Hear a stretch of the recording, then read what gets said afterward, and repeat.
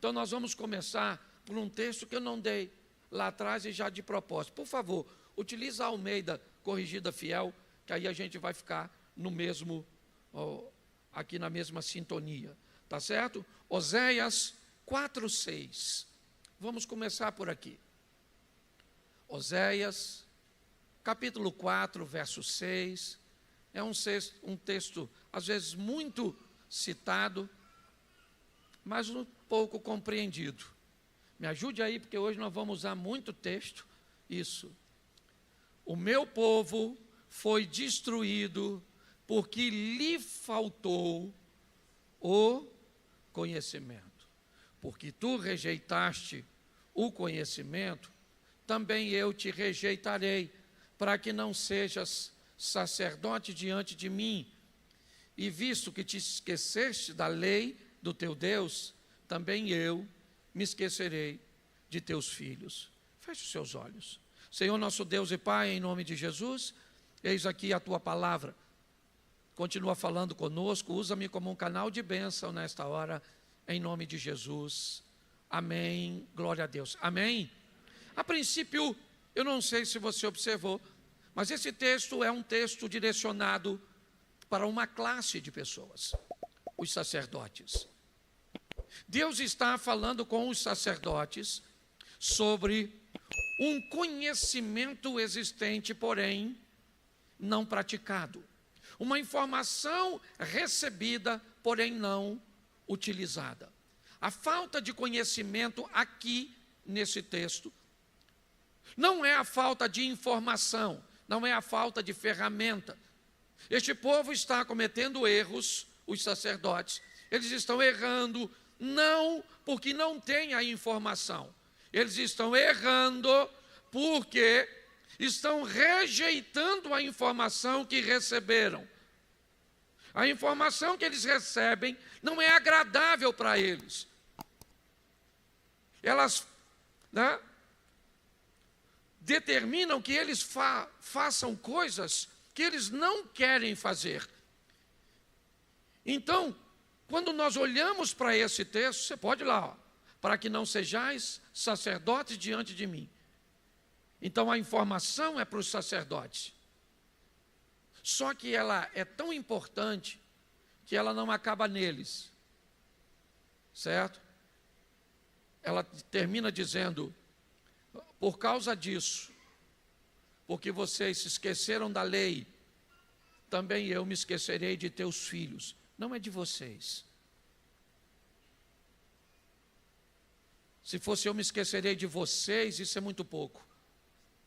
Mas o ensinamento que esses indivíduos iriam passar para a próxima geração era muito importante. Ensinamentos cujos quais eles não precisavam, simplesmente precisariam ter na sua mente, mas precisariam ter na sua vida.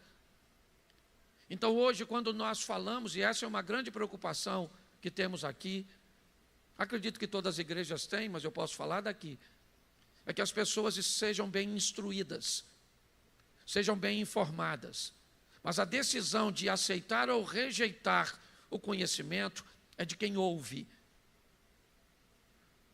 Então, inevitavelmente, nós esperamos a mudança de todos os ouvintes, mas somos maduros o suficiente para entender que essa informação, quando chega aos ouvidos de algumas pessoas, confrontam essas pessoas com situações extremamente vantajosas.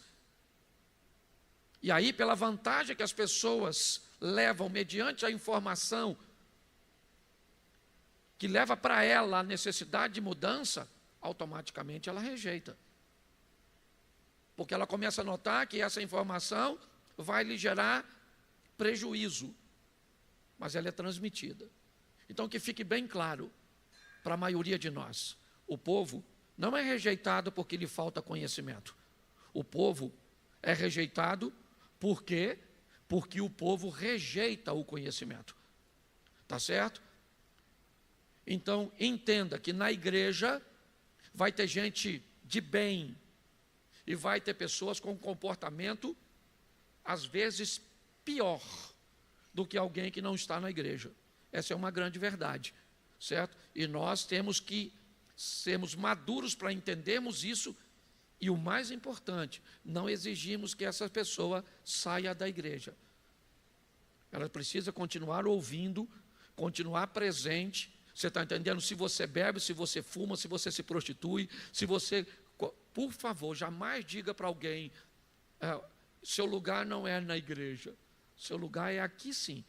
E nós cremos que numa oração, num hino, numa escola bíblica, num momento que às vezes menos se espera, a palavra de Deus sai do ouvido, entra no coração e a transformação acontece. Então esse para nós é um ano de mudanças, certo? Um ano de transformação. E hoje eu quero ver com vocês, rapidamente, a história de Jacó, a história de Esaú. Ele é um personagem normalmente pouco citado, tá certo? Mas eu fiz questão de trazer um pouco a visão desse indivíduo, porque ela nos ensina inúmeras lições. Primeiro, ele é nada mais, nada menos que a terceira geração da promessa. Esaú, ele é neto de Abrão, o neto do homem que foi chamado. Ele é filho de Isaque. Ele é a terceira geração dos patriarcas. Mas nós vamos observar algumas coisas na vida desse rapaz. Coloca para mim, por favor, Gênesis 25, verso 20 e depois o 26. Era Isaque da idade de 40 anos, como tomou por mulher a Rebeca, filha de Betuel, arameu de Padã Arã, irmã de Labão, arameu. Preste atenção. 40 anos tem Isaque. Ele se casa com Rebeca com 40. E logo, logo ele descobre que Rebeca é estéril. Sara, sua mãe, certo? Também foi estéril. Se nós olharmos para a esposa de Jacó, Raquel, ela também foi estéril. Quando nós olhamos para a esposa de Isaque, ela também é estéril. Rebeca traz consigo essa deficiência. Isaque, ao contrário de seu pai e ao contrário de seu filho, vai ser o único patriarca, marido de uma só mulher. Talvez por isso seja um dos maiores, certo? Mas quando observamos isso de perto, vamos olhar que ele vai ser pai, é verdade, pai de gêmeos. O problema é que ele é pai com 60 anos. Se ele se casa com 40 e é pai com 60, o cara ficou 20 anos orando e tentando fazer um filho. 20 anos. E é fácil entender isso, é porque ele não tinha fé, certo? Porque se ele tivesse fé, ele teria sido pai mais rápido. É porque tinha algum pecado em Isaque, e o pecado afastou Isaque de ser pai mais cedo. Não. Qual é o motivo pelo qual ele foi pai aos 60 anos? Nem ele, nem eu, nem você jamais vamos saber, porque nem sempre as coisas acontecem do jeito que nós gostaríamos que fosse. E pior, se nós conversarmos com pessoas erradas, ainda seremos acusados de não vivermos porque temos algum erro ou alguma coisa que fazemos, e nem sempre é assim. 20 anos é verdade. E uma bênção que leva 20 anos para chegar, provavelmente deve ser uma grande bênção. E esses 2 rapazes vão construir histórias diferentes, é verdade, mas de muita honra e de muita glória. Bota o verso 26, por favor. Depois saiu seu irmão, agarrado a sua mão ao calcanhar de Esaú, por isso se chamou seu nome Jacó. Era Isaque da idade de 60 anos, quando o gerou. Olha só. Esaú é o filho primogênito. Ele é gêmeos com Jacó. Ele é o primeiro a nascer, e você viu que assim que puxa um, o outro já veio acoplado. O Jacó já deu uma agarradinha no calcanhar, certo? E antes de ver a cabeça do segundo coroar, a mão já apareceu. Certo? O menino já disse, eu estou indo no vácuo do primeiro. Mas o primogênito era quem? Esaú. Ele receberia, ou pelo menos deveria receber, a bênção da primogenitura.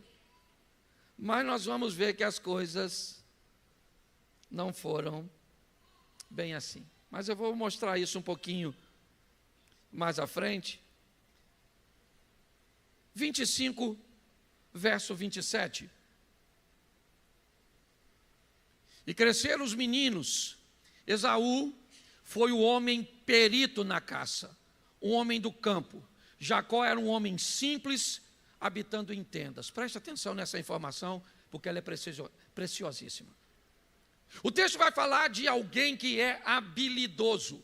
Ele nasceu primeiro, é verdade. Ele era um homem que, segundo a Bíblia, ele era perito, ele era muito bom naquilo que ele fazia, altamente capacitado para caçar. Era um homem forte, apesar de ser gêmeos, certo? Eles não eram idênticos. Jacó não tinha a mesma pelagem de Esaú, se fossem idênticos, certo? Na hora de se apresentar a Isaac, não precisaria colocar, era só mudar um pouquinho a voz. Mas o texto faz questão de dizer que esse cara era bom naquilo que fazia, e faz questão de dizer que o outro era uma pessoa simples. E por que isso? Dá uma olhada nesse texto. Volta um pouquinho ao verso 23. 23, por favor. O Senhor disse, 2 nações há no seu ventre. Uma conversa entre Rebeca e Deus. 2 povos se dividirão das tuas entranhas. Um povo será mais forte que o outro, e o maior servirá ao menor. Aprenda uma coisa. Perícia, habilidade, conhecimento, formação, nunca vai ser superior a chamado. Não se atrapalhe com isso. Você pode caminhar com alguém que tem menos sabedoria que você, seja menos capacitado, você pode, e você é muito mais habilidoso, tem muito mais conhecimento, muito mais formação, você é bom demais, você é perito em diversas coisas, mas o chamado sempre será maior que a habilidade. Isso vai gerar problema. É lógico que isso vai dar problema, porque não há maturidade no reconhecimento disso. E Esaú vai sofrer bastante com isso. Porque ele é o primogênito, ele é mais forte, ele é mais habilidoso. Jacó é um cara de casa, pacífico, um cozinheirozinho, vamos dizer assim. Mas ele tem chamado. Entendeu? Chamado supera. Se puder andar juntos, chamado e habilidade, o indivíduo vai se tornar uma explosão extraordinária. Mas se não, se você é habilidoso, aprenda a respeitar chamado. E se você tem chamado, aprenda a respeitar habilidades. Posso ouvir um amém? Amém. Entendeu? Às vezes você pode vir na igreja, ouvir um cara, o cara fala, nós vai, nós foi, problema. Porque nós estamos cheios de problema. Certo? E o cara fala a mesma frase que você. E quando ele fala, o fogo cai. E quando você fala, não acontece nada. O nome disso é chamado.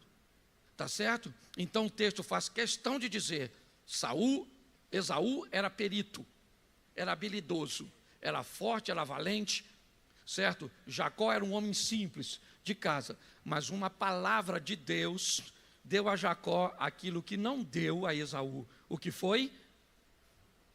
O chamado. 2 povos se dividirão, eles estão no seu ventre, e o maior vai servir ao E isso não vai ser muito fácil para esse cara entender.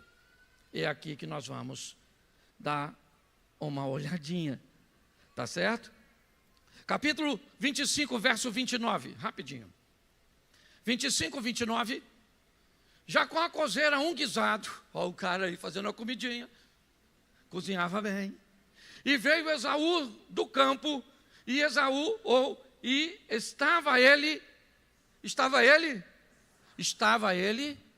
Esaú chega do campo e ele traz o que consigo? O cansaço. Vamos tentar entender um pouquinho aqui. Como tomar decisões cansado é perigoso. Lembra de Elias cansado? Lembra de Satanás tentando se aproveitar de Jesus? Jesus vai para o deserto e fica lá quantos dias? Quantos dias? E depois de 40 dias é que o diabo tentou, esperando ele ficar com duas coisas que Esaú também teve que enfrentar: cansaço e fome. Tomar decisões cansados. Tomarmos atitudes em áreas importantíssimas quando estamos cansados emocionalmente, cansados fisicamente, pode ser um problema seríssimo, certo? Durante uma briga, a senhora está cansada de tanto tempo estar envolta nesse modelo de relacionamento, a senhora pode tomar uma decisão impensada. Você está tão cansado naquele trabalho, tão cansado naquele ambiente, que durante o cansaço, você pode tomar uma decisão que não deveria tomar. Esaú está cansado. Ele chega tão cansado que ele não vai notar o que ele vai fazer. Ele vai tratar com desprezo, como a própria Bíblia diz, algo que era extremamente valioso. E a mesma história da oferta que o Max ministrou aqui. O texto é claro. Um determinado tempo, Caim veio trazer a oferta. Abel só trouxe a oferta porque Caim puxou. A decisão de ofertar não foi de Abel. Está lá no texto, verso 3. Ao cabo de um tempo, Caim trouxe uma oferta. E Abel, ao ver Caim ofertar, traz também consigo uma oferta. Olhar para esses ambientes é buscar entender o que pode também nos levar a cometer o mesmo erro. Esaú está cansado. E ele chega, seu irmão fez uma comida. E o cansaço. E o próximo texto, verso 32. Disse Esaú: estou a ponto de morrer. Para que me servirá a primogenitura? O cansaço e a fome fez com que Esaú desprezasse algo tão importante, não para o momento, mas a longo prazo. Ele começa a trocar coisas valiosíssimas. Quando eu era garoto, isso não tem muito tempo, eu assisti o programa do Silvio Santos. Minha tia era, certo? Amava o Silvio Santos. E eu assistia. E dentre os programas, tinha um quadro do Silvio Santos que eu gostava muito, porque eu conseguia interagir. Era um quadro onde botava um indivíduo numa cabine, e aí, num determinado momento, o indivíduo ficava com os ouvidos e ele não via nada. Acendia uma luz. E quando acendia aquela luz, ele só devia dizer sim ou não. E eu era moleque, certo? E eu estava lá, eu falei, eu vou ajudar. Certo? O cara não está vendo, mas eu estou. Então, quem sabe eu consigo ajudar. E aí, naquela época, o Fusca era um carro sensacional. E aí o Silvio Santos dizia, você quer, certo? Exemplo, você tem essa chave velha aqui. Você quer trocar essa chave velha por um Fusca zerinho? A luz acendia, eu já ficava doido. Sim, sim, sim, sim, sim. E o cara gritava, sim. Eu falava, é isso aí, maluco. Putz, grilo. O Silvio Santos pegava um livro velho e falava para o infeliz: você quer trocar esse Fusca por esse livro velho? E aí eu ficava louco na sala, porque eu sabia que ia dar ruim. E eu ficava gritando, não, não, não, não, não. E o cara gritava, sim.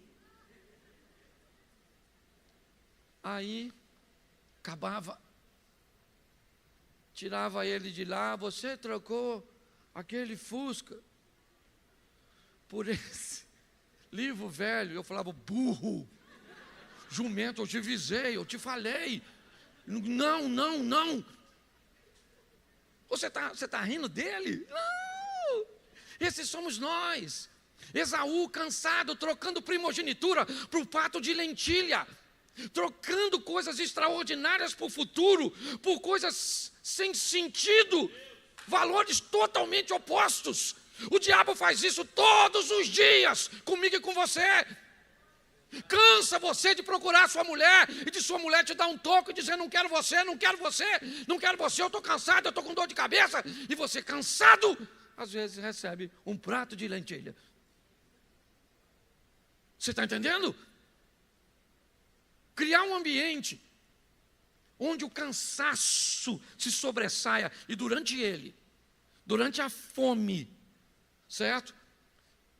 Fazer com que você tome decisões em áreas importantes, significativas. É isso que esse cara faz. E o pior de tudo, ele acredita que vai dar para consertar. Porque tem gente que acha que dá para consertar. Brinca com coisas que fica difícil de consertar. Eu vou falar para vocês aqui uma coisa que é só você observar. Hoje, aqui e agora, você está vivendo de duas formas, ou uma ou outra. Ou você está empreendendo o futuro ou corrigindo o passado. No seu casamento, ou você está empreendendo o futuro, ou você está corrigindo o que fez. Nas suas finanças, ou você está empreendendo o futuro, ou corrigindo o que fez. Na sua credibilidade, ou você está construindo um futuro, ou você está corrigindo o seu passado. Brinque com o presente, brinque. Trate ele de qualquer forma, trate. Receba um elogio e seja soberbo. Faça. Alguém diz que você é grande. E quando receber a informação de que alguém te achou grande, diga que essa pessoa está certa. Diga. E pergunte depois o que essa pessoa pensa a seu respeito. Você foi de 100 a 0 em questões de segundo. É importantíssimo entendermos isso. Brincar com o presente é uma coisa muito séria. E está escrito ali, verso 34. Coloca 2 para frente.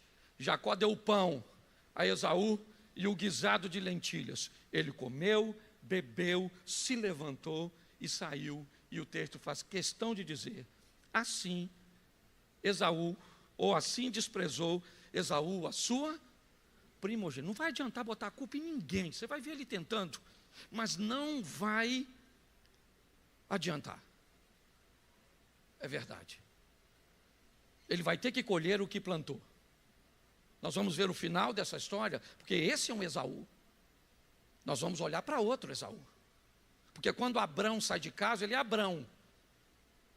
Abrão jamais tomaria as decisões que tomou Abraão. Abrão jamais entregaria Isaque assim que saiu. Ele era fraco quando saiu. Tão fraco que não foi capaz de obedecer a Deus em 100%.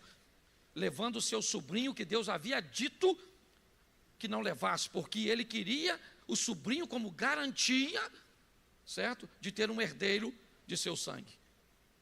Mas ao longo da caminhada, o Abrão se tornou Abraão. O Saulo se tornou um Paulo. O Levi se tornou um Mateus. O Simão se tornou um Pedro, porque nós estamos numa caminhada de transformação, onde a velocidade pode chegar, né, ou ser maior para você do que é para mim, e eu posso demorar um pouco. Mas ele veio de uma escola, e como eu comecei falando de Isaac, eu quero lembrar você, Isaac obedeceu a Deus quando não foi para o Egito e ficou em Gerar. Os filhos estão vendo. Isaac teve medo e era um mentiroso. Ele mentiu porque estava com medo, certo? De Abimeleque se interessar por Rebeca e matá-lo. Uma história que se repete, ela é meio confusa, porque acontece da mesma forma com Abraão e com Isaac. O único texto que difere uma informação da outra é que o texto faz questão de dizer que quando houve a segunda fome, o que indica que me parece que aconteceu realmente os dois episódios. Mas ele mentiu. Engraçado que tudo isso acontece no capítulo 26. E ele mente no 7 e prospera no 12. Um mentiroso que prospera. É esquisito isso? Aprenda uma coisa, resultado é diferente de aceitação. Cuidado com isso. Nós precisamos aprender isso. Isaac mentiu porque estava com medo, porque estava numa terra estranha, e porque estava lá para proteger sua família, certo? A verdade é essa. Ele caminha, e as coisas, essa mentira, essa situação criou um problema tão grande, que no verso 31 ele tem que fazer um jantar, uma comida, sentar com 3 de seus adversários, certo? E ali então estabelece um perdão, um conserto, e você consegue entender como as coisas terminam. Mas o mais importante disso é imaginar que tem 2 garotos observando tudo isso. Tem 2 meninos sendo treinados por esse pai, observando todas essas situações, passando por isso. E um deles é Esaú. E Esaú vai enfrentar um trauma pior que José. José é traído por seus irmãos. Esaú é traído por toda a sua família. Esaú vai ver sua mãe criando um ambiente para seu irmão tomar o lugar dele. Esaú vai ver seu irmão aceitando a ideia de sua mãe e seu pai tratando um momento tão importante que ele tinha dúvidas. Então, quando Esaú chega em casa, ele descobre que aquilo é uma família complexa, que é muito desafiador para ele. Ele já tomou algumas decisões erradas lá atrás, coisas que ele não vai conseguir consertar. Mas agora ele vai vivenciar algumas coisas bem difíceis. E a primeira delas é o casamento. O casamento de Jacó, pelo menos as suas primeiras, ou de Esaú, perdão, suas primeiras esposas, elas são debaixo de desobediência. Ele é alguém que resolveu levar uma vida bem difícil. Parece até uma saga, eu poderia dizer assim, o que ele está vivendo. Ele começa a ter dificuldades. Quando o pai abençoa seu irmão, ele não consegue entender isso, porque Jacó tinha valores que Esaú não tinha. O texto diz que Isaac amava Jacó, Isaac amava Esaú, e Rebeca amava a Jacó. Isaac amava quem? E Rebeca amava a... Então, para um homem naquela época, ter o amor do pai era mais importante do que ter o amor da mãe. Só que Jacó podia não ter a admiração e o amor do pai, mas ele tinha da mãe. Se naquela época para um rapaz era mais importante ter o amor do pai, por que é que Esaú se preocupa tanto com o que Jacó tem? Ele não consegue lidar, não há maturidade nesse garoto. Ele tem dificuldade de lidar com os valores dos outros. Dificuldade de lidar com coisas que nós não temos. Sempre vai ter alguém que vai ser respeitado, vai ter coisas, vai fazer coisas melhor do que nós. Esaú vai sofrer muito com isso. Ele vai ter muita dificuldade de gerenciar essas coisas. Lidar com os valores, com a desobediência, mas quando o problema acontece, coloca o capítulo 27, verso 36. Eu gosto desse texto, você já conhece o restante da história. Então disse ele, quem está dizendo isso é Esaú, não é o seu nome justamente Jacó? Tanto que já o quê? Já o quê? 2 vezes o quê? Mentira. Mentira de Esaú. Uma vez, tudo bem. Uma vez eu posso tolerar. Porque quando ele se junta com Raquel, ou quando ele se junta com Rebeca, para enganar Isaac, ele está no rolo, sim ou não? Agora me diz, o dia que Esaú chegou cansado, com fome, que Jacó disse, me vende a sua primogenitura, o que ele disse? Vendo. Ele foi enganado, sim ou não?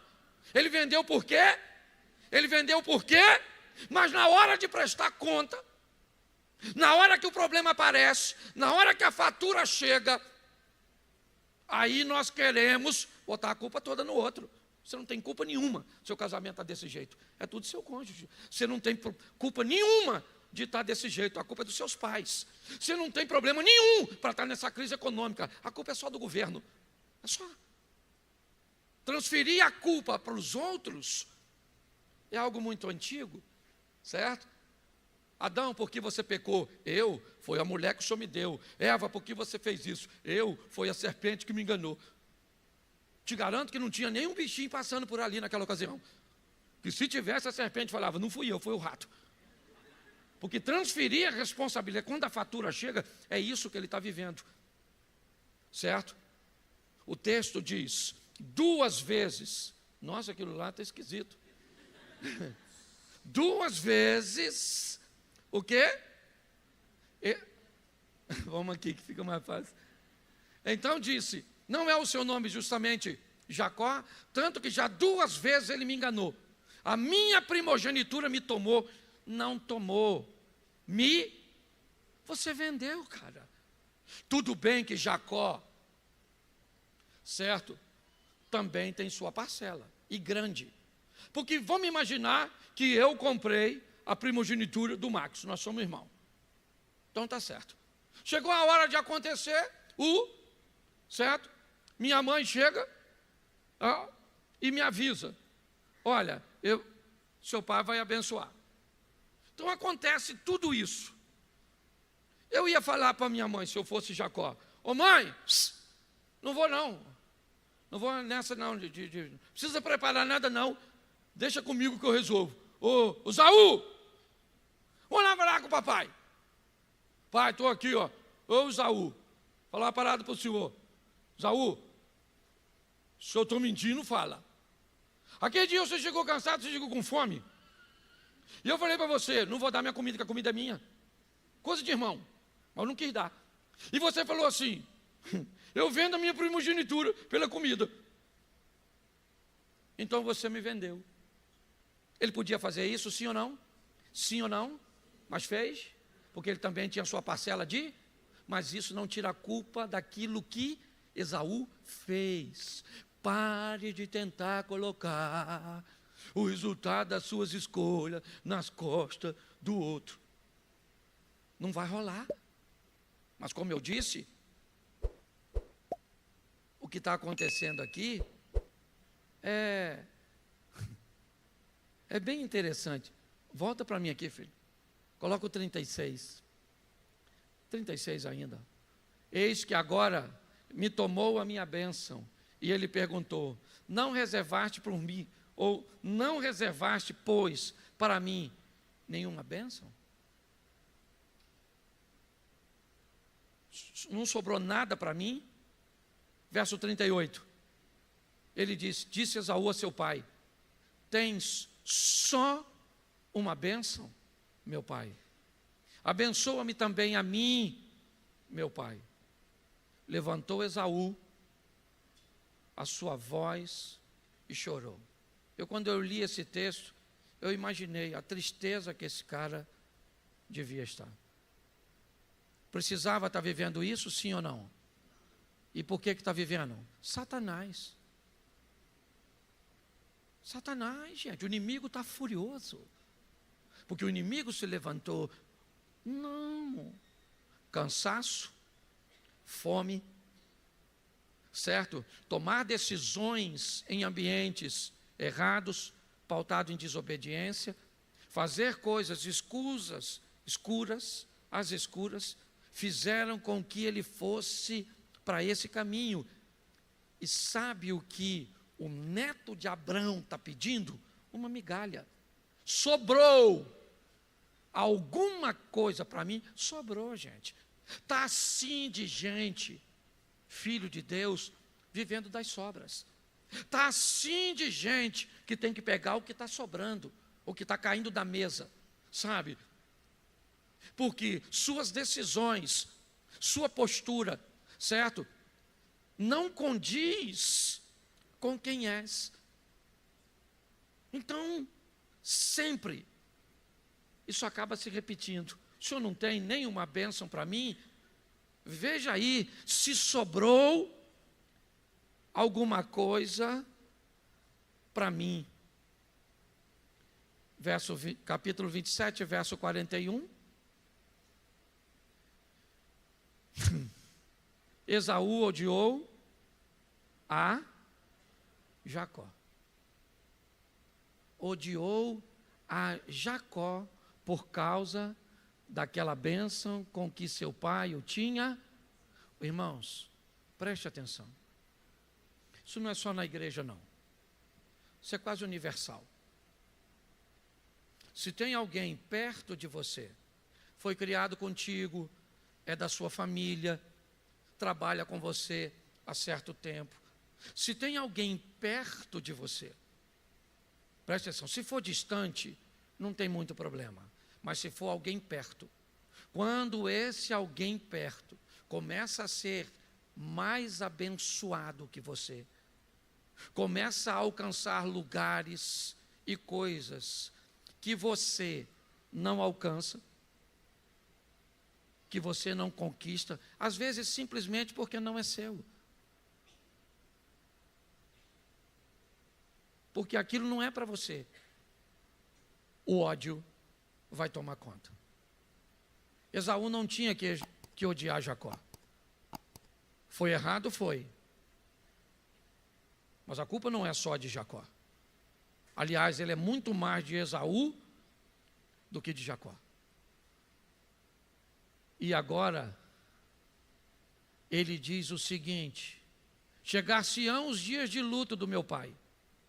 Note que ele não está nem preocupado com sua mãe.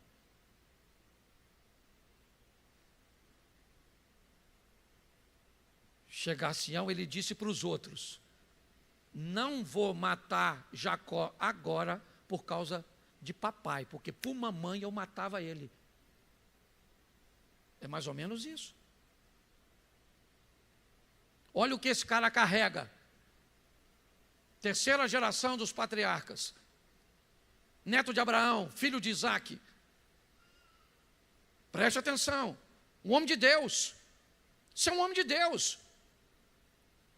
Um homem de Deus que vai aprender que a vida te prepara situações que você pode tomar decisões, porque Esaú está vivendo isso por situações da vida, é verdade, mas também por problemas que ele mesmo procurou com suas decisões. Ele diz: chegar-se-ão os dias de luto do meu pai, e eu matarei Jacó, meu irmão. Eu vou matar meu irmão. É uma coisa decidida. Agora ele não tem mais simplesmente somente a rejeição de sua mãe. Ele agora tem o ódio no coração. Ele diz: eu vou matar meu irmão. Eu vou matar meu irmão. Rebeca então descobre isso por terceiros, chama Jacó e diz: meu filho, teu irmão disse que vai te matar. Faz o seguinte, pega aqui, viaja para Padã Arã, para a casa de meu irmão Labão, e fica lá. A hora que ele ficar mais calmo, a hora que ele acalmar, eu mando você voltar. Olhe bem, o que ela está tentando é resolver o que ela mesmo criou. Só que não dá mais tempo. Não dá mais tempo para ela. Algumas decisões não dá tempo de corrigir. Não dá. Observe sua idade. Há um tempo atrás, uma menina nova aqui da igreja me procurou e disse: pastor, eu tenho um emprego mais ou menos aqui e eu estou querendo ir para os Estados Unidos, tentar alguma coisa lá. O senhor conhece alguém? Tem como arrumar alguma coisa? Eu falei: eu conheço algumas pessoas. Ela falou: eu tenho um filho, né, e eu não vou poder levá-lo agora. Mas o senhor acha? O que o senhor acha? Eu estou animada para ir. E eu vi que ela era nova. Eu disse: vai. Vai. O senhor acha que vai dar certo? Não tem muito problema. Você ainda tem tempo para cometer erros, então vai. Ela foi, ficou alguns meses e não deu certo. Ela voltou e falou: pastor, eu acabei tendo que voltar. Eu disse: calma, fique tranquila. Agora, na última viagem que eu fiz, agora no início do ano, ela está morando lá, está muito bem empregada, casou, está vivendo. Mas ela tinha margem para erros. Tem pessoas que não podem cometer mais erros, senão fica difícil. A vida é composta do que é preciso e do que se quer. Quanto mais rápido você fizer o que é preciso, mais cedo você vai fazer o que quer. Quem começa fazendo, você está novinho aí, adolescente, jovem. Você quer fazer algumas coisas. E o que é preciso, muitas vezes, você não quer. Vou te dar uma notícia. Quanto mais cedo você começar a fazer o que é preciso, mais cedo você vai fazer o que você quer.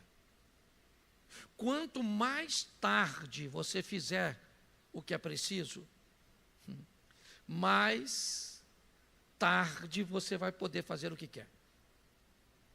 Tem gente aqui que quando era novo, teve bons empregos, gastou, se divertiu, usou drogas, brincou, tudo isso numa fase da vida que deveria estar fazendo o que era preciso, mas resolveu fazer o que queria. Então tá bom, o tempo chegou. Hoje, você vê o cara que deveria estar tendo uma vida melhor, no final da vida dele, ele está tendo uma vida muito pior do que no começo. Porque se inverter, dá problema. Esaú agora vai ver seu irmão ir embora. Ele não pode matar o irmão, porque disse que não mataria porque seu pai estava vivo. Então ele tem que ver o irmão embora. E pior, tem que ver sua mãe chorar porque está vendo aquele infeliz embora, seu pai triste porque está vendo aquele indivíduo embora. Ou seja, ele ainda tem que lidar com a dor da partida de um cara que não vale nada para ele. E boa parte do que Jacó vale para Esaú foi construída pelo próprio Esaú. Isso é que é mais difícil. Boa parte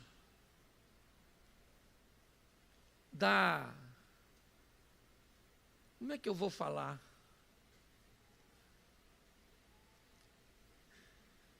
arrumar uma palavra aqui. Mas boa parte da frustração que você tem sobre uma pessoa não foi construída por ela. Foi construída por uma expectativa errada sua. Por um lugar que você colocou essa pessoa que ela nunca deveria ter estado. E hoje você se decepciona com ela, parece que está tudo nela, mas não. Boa parte da sua decepção foi construída por você. Ele vê seu irmão embora e fica, não pode matá-lo. Jacó vai embora. Esaú fica tão revoltado que se casa com 2 mulheres só para desobedecer seu pai e a sua mãe. Era uma forma que ele tinha de dividir sua dor, de trocar aquele choro, aquela coisa do seu irmão, certo?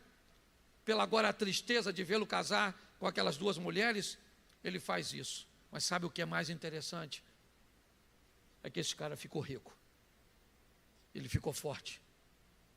Ele ficou poderoso. Jacó é outra história. Está indo para lá, para casar, trabalhar quase 21 anos, certo? Porque também o que Jacó fez com Esaú foi atrás dele. Ele não traiu o irmão? Traiu, foi lá, trabalhou para o Labão, para casar com a gostosinha Raquel. No dia do casamento, o velho trocou, deu a outra, a bagunçadinha, casou. Você está entendendo? Nem discutiu muito, está tudo lá. Mas o cara daqui está crescendo. Eu acho muito legal quando o texto diz que o maior serve o menor. Esaú não é maior apenas no tamanho, ele é maior na grana. Até hoje, os árabes são mais ricos que os judeus, certo? Até hoje, o maior serviria o menor, mas ele está vivendo. E me parece que a vida está ensinando Esaú.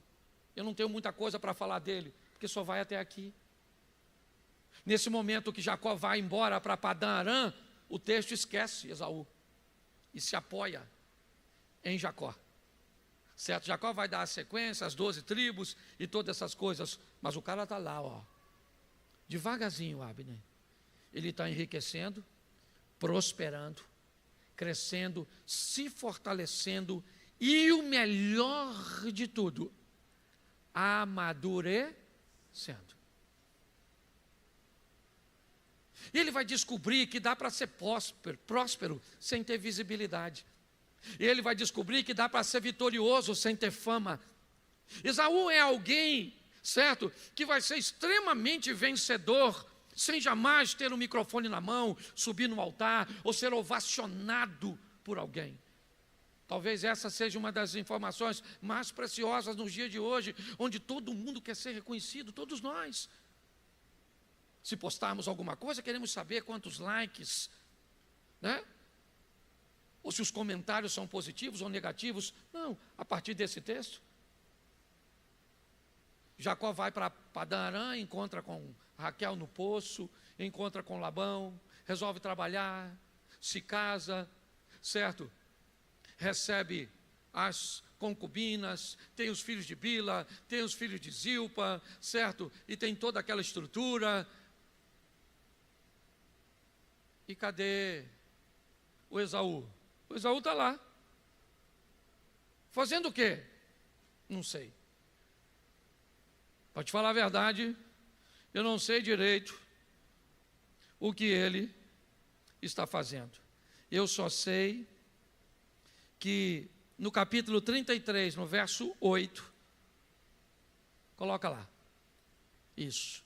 Não, pastor, por que você pulou isso? Porque toda essa história não tem nada a ver com Esaú. É só Jacó. Esse cara está lá no anonimato. Mas, aliás, bota o texto anterior, por favor.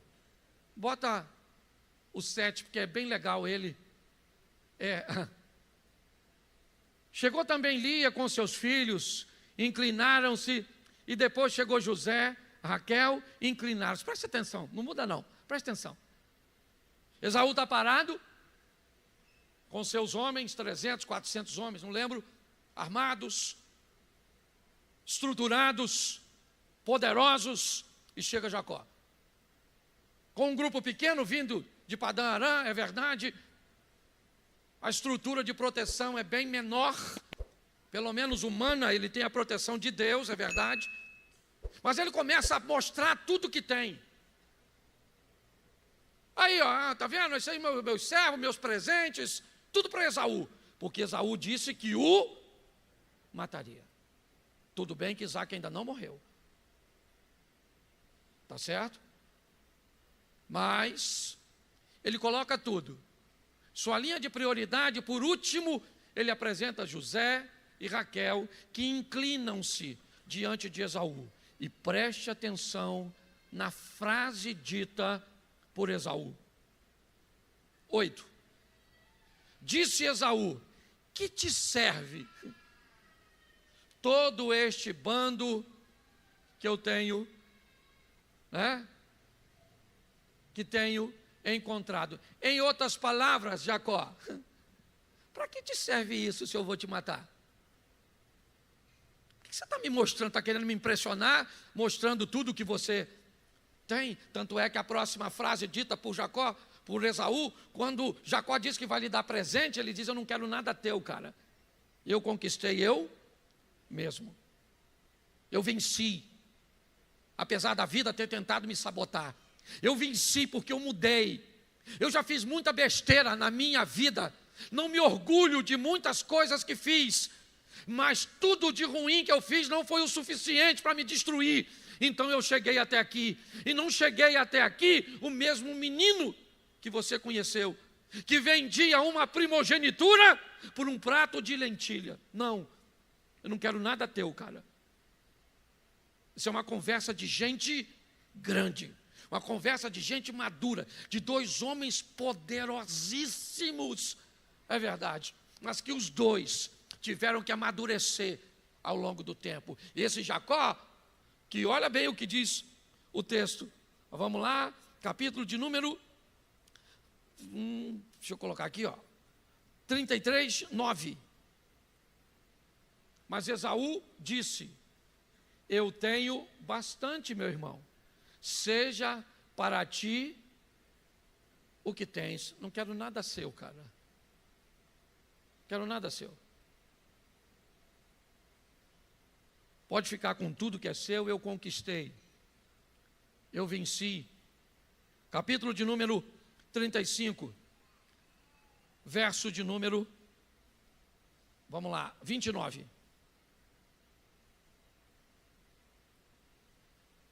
Isaac expirou, morreu e foi recolhido ao seu povo velho e farto de dias.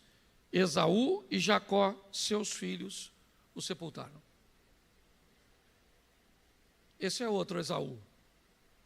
Não é aquele que diz que mataria o irmão.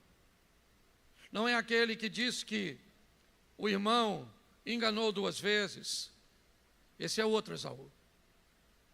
É um Esaú transformado, um Esaú mudado, que aprendeu a lidar com suas responsabilidades. Quando ele encontra com Jacó no Val de Jaboque, Jacó estava lá orando para receber o perdão do irmão, porque a nível de força, Esaú era mais forte que ele. Quando eles se perdoam, Jacó ouve Esaú dizer: vamos embora junto, mano. E aí eu volto ao começo. Jacó disse: eu não vou poder ir com você, cara. Vai à frente. E Esaú resolve ir para as montanhas, Seir. Jacó vai para Sucote, bem pertinho do Jordão. Esaú vai morar nas montanhas, lugar difícil, desafiador, mas ele é forte o suficiente para sobreviver ali. Jacó vai para um outro lado, um lado que mais tem a ver com ele, mas os dois são vencedores. É importante nós buscarmos a entender Quem somos nós? O que estamos fazendo? Somos Jacó querendo ser Esaú, Esaú querendo ser Jacó, queremos ser Raquel, que quer ser mãe de filhos, queremos ser Lia, que é amada, porque me parece, irmãos, que sempre queremos aquilo que não temos e temos dificuldade de valorizar o que temos. Você pode não ter o melhor, mas você pode tirar o melhor de tudo que tem. A maturidade nos ensina isso. Esaú é um exemplo de um anônimo, porque o Jacó a gente já sabe, né? É o pai do José, vai passar o final de sua vida no Egito. Mas e nós? Somos capazes de entender a beleza de um sucesso no anonimato? Essa palavra mexeu muito com o meu coração, eu estou terminando, porque eu estava vendo um indivíduo hoje. Eu estava preparando a mensagem, terminando de prepará-la, e eu vi um indivíduo falar de fama. E eu fiquei pensando, e ele estava criticando a fama. E eu olhei e disse, Deus disse a Davi, você não era ninguém, cara, quem te deixou famoso fui eu. Quem deu fama a Abrão foi Deus.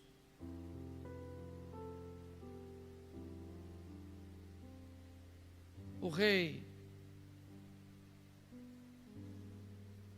me fugiu o nome, Uzias. A estrutura e a fama que Deus deu a essas pessoas.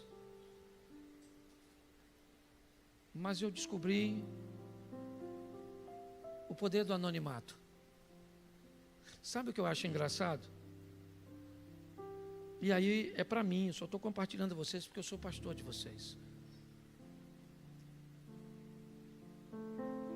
Alguém sabe precisar qual é a data do Instagram? Quando ele iniciou? Alguém consegue só dizer o ano? Quando? 13. Só fala alto para me saber aqui. 2013? 13. 2013. Ou seja, tem 13 anos que o Instagram existe. Certo?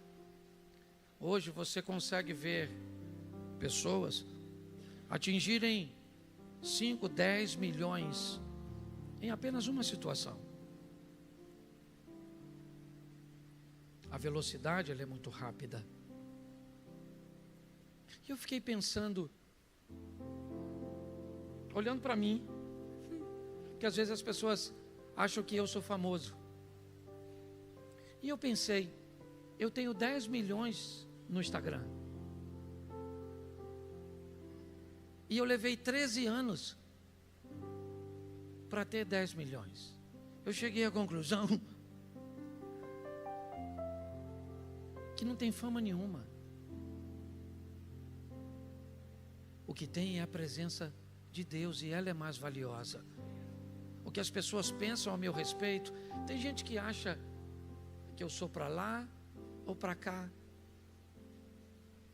Sou mais do que eu sou menos do que eu sou, mas o importante é que eu saiba quem eu sou. A proposta hoje é deixar uma mensagem para o povo que caminha comigo. Se Deus quiser nos projetar, que nos projete. Se Deus quiser nos levar, que nos leve. Mas se não nos levar para onde nós gostaríamos de estar, de vivermos outras coisas que outras pessoas estão vivendo, eu quero ser Esaú. Eu quero ser alguém que no final termine melhor do que no começo. Alguém que seja capaz de abraçar o seu traidor, de o beijar, de estar juntos num ambiente cujo qual que ele diria: assim que acontecer, eu mato você.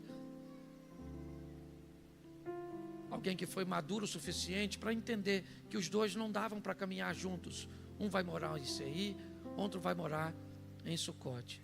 Porque às vezes tem situações cujos quais a distância da individualidade é um dos ambientes mais seguros.